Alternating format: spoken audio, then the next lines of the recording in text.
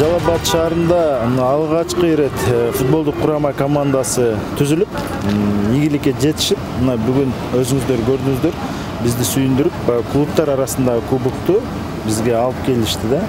Бунун менен ийгилик гана каалайбыз. Кудай буйруса, Азия арасында, чемпион арасында дагы ийгиликтерге жетишет деген терең ишенич бар да. Биринчи жолу биз Жалал Абадка учуп келгенде да бизди ушундай аябай жакшы тосуп алышты эле Жалал Абадтын тургундары.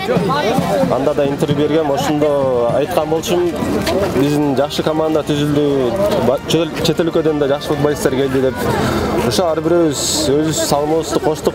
Кудайга шүгүр, ушу кубокты да утабыз деген чоң үмүт бар болчу. Ошо